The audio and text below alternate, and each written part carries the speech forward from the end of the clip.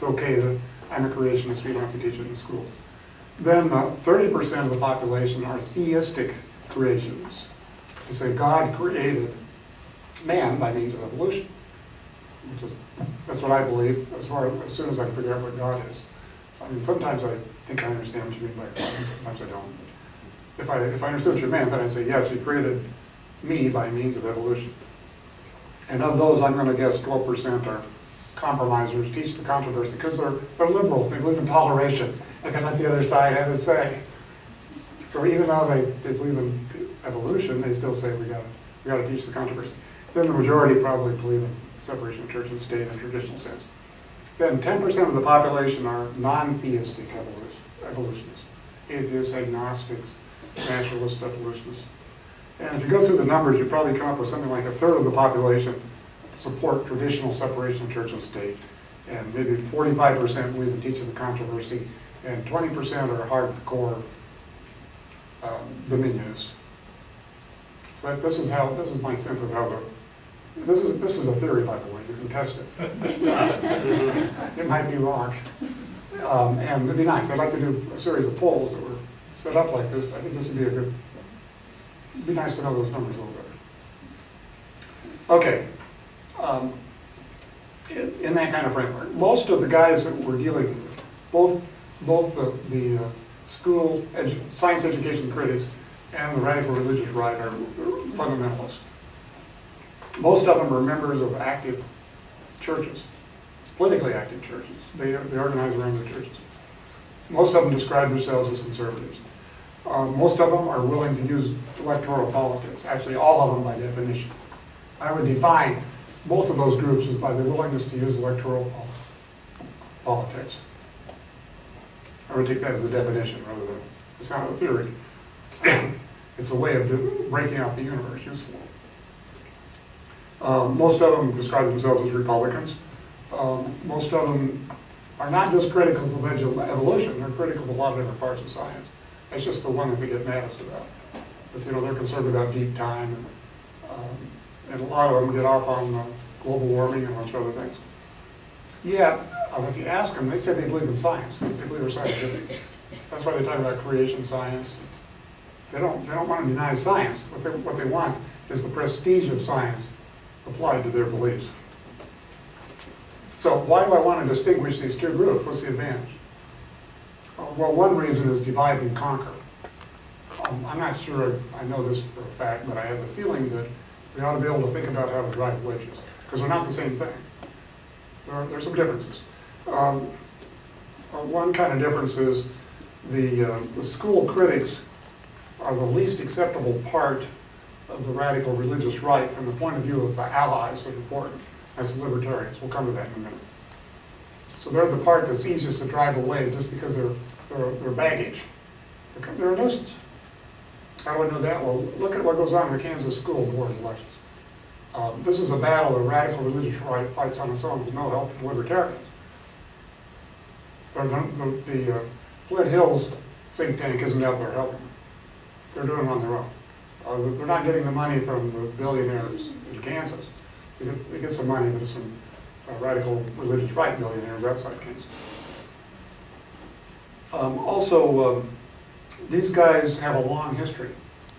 Long before there was a radical religious right. In the 1920s, these guys were there, and they're going to be there around in the 2020s, and I suppose they'll probably be there in the 3020s. I don't know. They'll never go away. But they're their own group.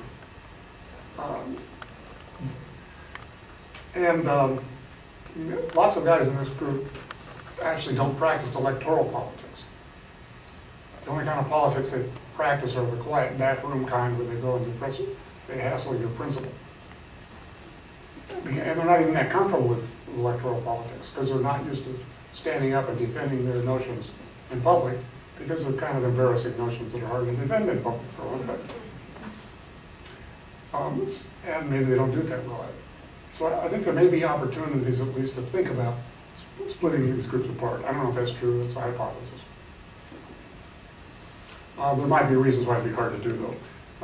There's a lot of money coming from big business to support school education critics on issues like climate change, and anti-environmentalism. That might make it hard to split them. Anyhow, more generally, what's the radical religious right program? 2 parts, basically. 2 things to say about it. They're dominionist in the more general sense. They want the entire government to reflect their religious beliefs. They want all the public policies to be based on the Bible as they read it. And they want the public symbols to be religious symbols. So these are generalized dominionists. That's the definition, really, of the radical religious right, is dominionism. They're not theocrats. People say that. They say it's theocracy. That's not right. They're not literal theocrats. They don't want the priests running government. They don't want the ministers running government. They believe in limited government. They want government to be run by politicians, but they should be devout Christians. Individuals are mostly ruled not by government, but by their families and their churches. So you should be a little careful not to call them people who believe in theocracy. I used to think they were, but they aren't. Now, they're not a religion. They're not a sect. They're not white Southern Baptist churches, even though a lot of them belong to it. They're not a religious movement at all. They're a political movement centered in churches. And they're closely aligned with partners of convenience. I already mentioned the libertarians, and I kind of got at the billionaires, the own large corporations. If you put those groups together, you get movement conservatism. Movement conservatism is the thing that wins elections for Republicans these days. It pretty much dominates the Republican Party. And it consists of a coalition, and the libertarians and the super rich are pretty much in agreement on, they're opposed to taxes, they're opposed to big government, they're opposed to any government, except for the means of force. The only government they agree with is you need police, you need the military, you need prisons, force. Other than that, they're opposed to government. Violence is the only thing government should do. And they're in favor of big business. Now, there's some interesting inconsistencies here that might be exploited. The radical religious right and libertarian ideologies are kind of inconsistent. The radical religious right opposes sexual freedom. A libertarian, in theory, doesn't. He believes in it. They oppose free speech. Basically, they don't want people cussing in public. They oppose the autonomy of science. Libertarians can't say those things. Libertarians, basically, they push and have to agree with the ACLU on pretty much every issue. I mean, if you push it. But they're maybe too busy being political to quite see it.